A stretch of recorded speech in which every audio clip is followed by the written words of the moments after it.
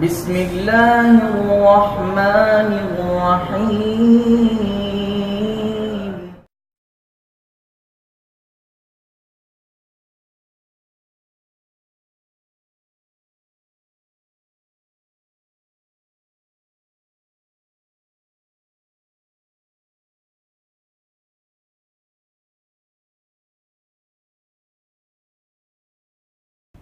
السلام علیکم ورحمۃ اللہ وبرکاتہ. ان الحمد للہ نحمده ونستعینه ونستغفره ونؤمن به ونتوکل علیہ ونعوذ باللہ من شرور انفسنا ومن سیئات اعمالنا. من يهده الله فلا مضل له ومن يضلل فلا هادي له. أشهد أن لا إله إلا الله وحده لا شريك له وأشهد أن محمدا عبده ورسوله. أما بعد فأعوذ بالله السميع العليم من الشيطان الرجيم من همزه ونفخه ونفثه. بسم الله الرحمن الرحيم. يا أيها الذين آمنوا قوا أنفسكم وأهليكم نارا وقودها الناس والحجارة عليها ملائكة غلاظ شداد لا يعصون الله ما أمرهم ويفعلون ما يؤمرون. اللهم صل وسلم على نبينا محمد صلى الله عليه وسلم. رب اشرح لي صدري ويسر لي أمري واحلل عقدة من لساني يفقه قولي.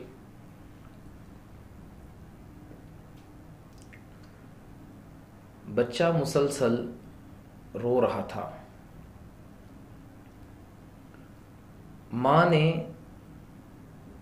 بڑے شفقت بھرے انداز میں بچے کو اپنے پاس کیا، گود میں بٹھایا اور پوچھا کہ بیٹا کیوں رو رہے ہو؟ تو بچہ معصومانہ انداز میں ماں سے کہنے لگا کہ اماں جان مجھے قبر کی یاد آ رہی ہے، مجھے آخرت کا ڈر ہے، میں اس دن سے ڈر رہا ہوں جس دن اللہ تعالیٰ کے سامنے کھڑے ہونا ہے. اور یہ بات ماں نے سنی تو ماں کی آنکھوں سے بھی آنسو جاری ہو گئے. یقیناً آپ میری طرح سوچ رہے ہوں گے کہ یہ بچہ کون ہے کہ جس کے ابھی کھیلنے کے دن ہیں، ابھی کھلونوں سے اور گھر سے باہر نکل کر مختلف بچوں کے ساتھ یہ بچہ کھیلے تو اس میں کوئی مذائقہ نہیں ہوگا. اس بچے کے ایسے دن ہیں کہ یہ ابھی موج مستی کرے، لیکن یہ ایسا کون سا بچہ ہے کہ اپنے کھیلنے کودنے کے دنوں میں یہ اللہ تعالیٰ کو یاد کرنا شروع ہو چکا ہے، یہ قیامت کے دن کو یاد کر رہا ہے، اور صرف اس دن کو یاد نہیں کر رہا بلکہ اس دن کو یاد کر کے رو رہا ہے. تو یہ بچہ کون ہے؟ ہم تاریخ کے اوراق پلٹتے ہوئے اس دور میں جاتے ہیں کہ جب مسلمانوں کے امیر المؤمنین عمر رضی اللہ تعالیٰ عنہ، ان کے ہاتھ میں دور حکومت اور اس دور کی مکمل اختیارات وہ ان کے پاس تھے. تو عمر رضی اللہ تعالیٰ عنہ نے ایک رات اچانک سے اپنے بستر سے اپنا سر اٹھایا اور بیٹھ گئے اور اونچی آواز سے کہنے لگے کہ یہ کون ہے؟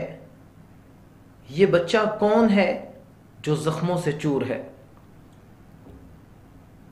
یہ جو میں نے خواب میں بچہ دیکھا ہے، یہ جو زخموں سے چور ہے، یہ بچہ کون ہے؟ پھر خود ہی کہنے لگے، ہاں یہ وہ بچہ ہے جو عمر کے نقش قدم پر چلے گا، یہ وہ بچہ ہے جو عمر کے نقش قدم پر چلتے چلتے زمین کو عدل و انصاف سے بھرے گا، اور یہ وہ بچہ ہے جو ایمان اور تقوی کو اپنائے گا۔ پھر کیا تھا؟ عمر رضی اللہ تعالیٰ عنہ کی یہ بات ان کے رشتہ داروں میں اور ان کے محلے میں، ان کے گاؤں میں الغرض پھیلتی ہی چلی گئی۔ بہرحال اس بات کے پھیلنے کے بعد ہر عورت یہ خواہش کرنے لگی کہ ہاں یہ بچہ میرے ہاں پیدا ہونا چاہیے، لیکن اللہ تعالیٰ نے اتنا عظیم بچہ جس کو دینا تھا تو اس عورت کا انتخاب بھی تو عظیم ہونا تھا، وہ عورت بھی تو عظیم ہونی تھی۔ ہاں وہ عورت کون تھی؟ وہ وہی بچی تھی جس کو عمر رضی اللہ تعالیٰ عنہ نے رات کو اپنی والدہ کے ساتھ کلام کرتے ہوئے سنا تھا۔ ماں نے کہا تھا بیٹا دودھ میں پانی ملا دو، کہا نہیں۔ ماں نے کہا بیٹا عمر ابھی نہیں دیکھ رہا، پانی ملا دو، کہا اماں جان اگر عمر نہیں دیکھ رہا تو عمر کا پروردگار تو دیکھ رہا ہے۔ اور عمر رضی اللہ تعالیٰ عنہ نے اتنی بات سننی تھی کہ اپنے بیٹے کے لیے اس کا رشتہ مانگا اور شادی کر دی۔ اور پھر اس اللہ والی اور متقیہ اور اللہ تعالیٰ کا ڈر اور تقوی اپنے دل میں رکھنے والی عورت، اس کے ہاں اللہ تعالیٰ نے اس بیٹے کو جنم دیا۔ اور پھر اس بیٹے کا نام کیا ہے؟ اس کا نام بھی عمر ہے، عمر بن عبد العزیز۔ تو اگر ہم لوگ یہ چاہتے ہیں کہ ہماری اولاد بھی ان جیسی ہو، ہماری اولاد بھی ایسی ہو کہ وہ بچپن ہی سے اپنے دلوں میں اللہ تعالیٰ کا خوف رکھنے والی ہو، ہماری اولاد ایسی ہو جو ہمارے متبع اور پیروکار ہو، تو پھر ہمیں خود متقی بننا پڑے گا، خود نیک اور صالح ہونا ہوگا، اور خود اللہ تعالیٰ کی فرما برداری کرنی پڑے گی۔ دیکھیں اللہ تعالیٰ نے ہر شخص کو یہ اختیار دیا ہے کہ وہ اپنی اولاد کی تربیت جس طریقے سے کرنا چاہتا ہے کرے، اس کو اس میں کسی قسم کا کوئی جو ہے وہ روک تھام نہیں اللہ تعالیٰ نے لگائی، کسی قسم کا کوئی اس کو اختیار ایسا نہیں ہے اللہ تعالیٰ نے جس کو روک لیا ہو۔ دنیا میں اختیار ہے بھائی، آپ اگر اپنی اولاد کی تربیت رسول اللہ صلی اللہ علیہ وسلم کے طریقے پر کرنا چاہتے ہیں تو کریں، یہ سب سے بہتر ہے، کیونکہ رسول اللہ صلی اللہ علیہ وسلم نے فرمایا ان افضل الہدی ہدی محمد صلی اللہ علیہ وسلم، بہترین طریقہ جو ہے وہ رسول اللہ صلی اللہ علیہ وسلم کا طریقہ ہے۔ لیکن اگر آپ اپنی اولاد کی تربیت مغرب سے متاثر ہو کر ان کے کلچر پر کرنا چاہتے ہیں، آپ کو کوئی منع نہیں کرے گا، لیکن آپ ان کے طریقے پر، ان کے کلچر پر، ان کی تہذیب پر اپنی اولاد کی تربیت کر کے نقصان اٹھائیں گے، اور یہ ایسا نقصان ہوگا کہ اس کا آپ کو خمیازہ صرف دنیا میں نہیں بلکہ آخرت میں بھی بھگتنا پڑے گا۔ اور یہ ایک ایسا نقصان ہوگا کہ جو نقصان آپ کو دنیا میں بھی پریشان کر دے گا اور کل قیامت کے دن تو پریشان ہی کرنے والا ہے۔ تو سب سے بہترین طریقہ جو ہے وہ رسول اللہ صلی اللہ علیہ وسلم کا طریقہ ہے۔ ہم اپنی آج کی گفتگو میں ان چند پہلوؤں پر بات کریں گے کہ جو رسول اللہ صلی اللہ علیہ وسلم نے ہمارے سامنے رکھے، کہ ان پہلوؤں کو مد نظر رکھتے ہوئے اپنی اولاد کی تربیت کرو، اور ان تمام پہلوؤں کو مد نظر رکھتے ہوئے اولاد کی تربیت اگر آپ کریں گے تو پھر صرف اولاد آپ کی فرما بردار نہیں ہوگی، وہ رسول اللہ صلی اللہ علیہ وسلم کی بھی فرما بردار ہوگی، وہ ان لوگوں میں شمار کیے جائیں گے جو اللہ تعالیٰ کے مقرب بندے ہیں۔ تو ہمیشہ اپنی اولاد کی تربیت میں اس چیز کو ملحوظ خاطر رکھیں کہ جو کام ہم اپنی اولاد سے کروا رہے ہیں یا جو کام ہماری اولاد خود کر رہی ہے، کیا اس کام کا رسول اللہ صلی اللہ علیہ وسلم نے ہمیں حکم دیا؟ کیا وہ نبی مکرم صلی اللہ علیہ وسلم کے طریقے میں شامل ہے؟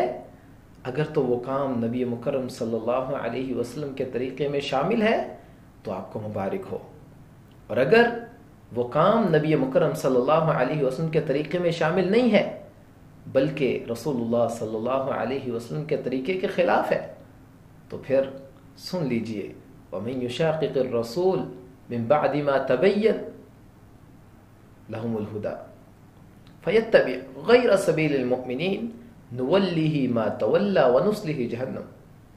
انجام کیا ہوگا؟ اللہ تعالیٰ کہیں گے جس طرف جا رہے ہو ہم اسی طرف تمہیں لگا دیں گے، کوئی نہیں روکے گا، بازو پکڑ کر کوئی نہیں کھینچے گا تمہیں۔ ہاں وَنُصْلِهِ جَهَنَّمَ، پھر ہم جہنم میں بھی گرا دیں گے، وَسَاءَتْ مَصِيرًا، بہت برا ٹھکانہ ہے۔ یہاں پر میں ایک غلط فہمی کو دور کرنا چاہوں گا اپنے گفتگو کو آگے بڑھانے سے پہلے، اور وہ غلط فہمی یہ ہے ہمارے اکثر لوگوں کے ذہنوں میں کہ ہماری اولاد جو بھی نیک کام کرتی ہے اس کا اجر جتنا ہماری اولاد کو ملتا ہے اتنا ہی ہمیں ملتے ہیں۔ بھائی یہاں تک تو بات ٹھیک ہے، اگلی جو بات ہے کہ اگر ہماری اولاد کوئی گناہ کا کام کرتی ہے تو پھر ہم اس سے بری ہیں؟ نہیں، ہم اس سے بری نہیں ہیں، بلکہ اگر ہماری اولاد کوئی گناہ کا کام کرتی ہے تو ہم برابر کے شریک ہیں اس میں۔ اگر اللہ تعالی ہمیں ہماری اولاد کی نیکیوں کی وجہ سے نیکیاں دے رہے ہیں تو یقیناً ان کے گناہوں کی وجہ سے ہمارے نامہ اعمال میں گناہ بھی ڈالے جا رہے ہیں۔ دیکھیں، ایک شخص وہ اپنے گھر میں حرام کا نوالا لاتا ہے تو وہ اس حرام کو خود بھی کھاتا ہے، اپنی بیوی کو بھی کھلاتا ہے، اپنے بچوں کو بھی کھلاتا ہے۔ اب یہ صرف یہاں تک محدود نہیں ہے کہ یہ حرام کما کر لایا اور خود کھایا، نہیں، بلکہ اپنی بیوی کو کھلایا، اس کا گناہ بھی اس پر، اپنی اولاد کو کھلایا، اس کا گناہ بھی اس پر۔ پورے گھر میں بیٹھ کر فلم دیکھی جا رہی ہے، گانے سنے جا رہے ہیں، اگرچہ مرد وہاں پر موجود نہیں ہے، وہ اپنے کام پر ہے، لیکن وہ مرد اس کی ساری فیس ادا کرتا ہے اور اس گھر میں جتنی بھی فحاشی ہو رہی ہے اس میں برابر کا شریک ہے، اس میں جتنی بھی چیزیں خریدی جا رہی ہیں وہ لا کر دے رہا ہے۔ تو وہ یہ نہ سمجھے کہ وہ اولاد کی نیکیوں میں تو ان کا شریک بن جائے گا لیکن گناہ میں وہ ان کا شریک نہیں ہوگا۔ گناہ میں آپ اولاد کے برابر کے شریک ہیں۔ تو اس لحاظ سے اپنی اولاد کی تربیت وہ رسول اللہ صلی اللہ علیہ وسلم کے طریقے پر کریں، اور سب سے بہترین طریقہ جیسا کہ پہلے میں آپ کو بتا چکا ہوں، ان افضل الہدی ہدی محمد صلی اللہ علیہ وسلم، کہ سب سے بہترین طریقہ وہ رسول اللہ صلی اللہ علیہ وسلم کا طریقہ ہے، اس سے بہتر کوئی طریقہ نہیں ہو سکتا۔ نعمت چیز کیا ہے؟ اولاد کو ہم ایک بہت بڑی نعمت سمجھتے ہیں، اور یقیناً یہ ایک بہت بڑی نعمت ہے بھی، لیکن نعمت کی تعریف کیا ہے؟ ہم صرف یہ سمجھتے ہیں کہ اولاد ایک نعمت ہے، مال ایک نعمت ہے، اسباب ایک نعمت ہے، ہمیں ہمارا منصب مل جائے تو وہ ایک نعمت ہے، لیکن نعمت کی تعریف کیا ہے؟ کہتے کس کو ہیں؟ تو کلما ینتفع بہ، ہر وہ چیز جو آپ کو فائدہ دے اس کو نعمت کہتے ہیں۔ ہر وہ چیز جو آپ کو فائدہ دے اس کو نعمت کہتے ہیں، اور ہر وہ نعمت جو آپ کو اللہ سبحانہ و تعالی سے دور کر دے فہی بلیہ، وہ نعمت نہیں ہے، وہ مصیبت ہے، وہ نعمت نہیں ہو سکتی۔ اگر آپ کی اولاد آپ کو اللہ تعالیٰ سے دور کرنے میں پیش ہے تو وہ آپ کے لیے نعمت نہیں ہے، اگر آپ کا کاروبار آپ کو نماز سے روکتا ہے تو وہ آپ کے لیے نعمت نہیں ہے. اگر آپ کی بیوی آپ کو داڑھی کٹوانے کے لیے کہتی ہے تو وہ آپ کے لیے نعمت نہیں ہے.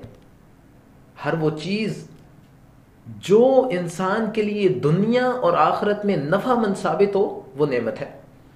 اور ہر وہ چیز جو انسان کے لیے اللہ تعالیٰ سے دوری کا سبب بن جائے وہ نعمت نہیں ہوتی, وہ انسان کے لیے مصیبت بن جاتی ہے. ولیس النعمہ, نعمت نہیں ہے وہ, اور کسی لحاظ سے بھی وہ نعمت نہیں ہے. ہاں ہم یہ کہہ سکتے ہیں کہ اولاد ایک بہترین نعمت ہے, لیکن آپ نے اس کی اچھی تربیت نہیں کی, اس لیے اس نعمت کو آپ نے اپنے لیے مصیبت میں بدل لیا. بہرحال نعمت کی تعریف یہ ہے کہ ہر وہ چیز جو آپ کو دنیا اور آخرت میں فائدہ دے وہ تو نعمت ہے, لیکن جو چیز آپ کو اللہ تعالیٰ سے دور کر دے وہ نعمت نہیں بلکہ مصیبت ہے. یہی وجہ ہے کہ رسول اللہ صلی اللہ علیہ وسلم ایک دعا کیا کرتے تھے. شاید آپ نے آج سے پہلے یہ دعا نہیں سنی ہوگی اور آپ حیران ہوں گے. اور وہ دعا کیا تھی؟ اللہم انی اعوذ بک من زوجتک تشیبنی قبل النشیب. اے اللہ میں تیری پناہ چاہتا ہوں اس بیوی سے جو مجھے بڑھاپے سے پہلے ہی بوڑھا کر دے. آپ اندازہ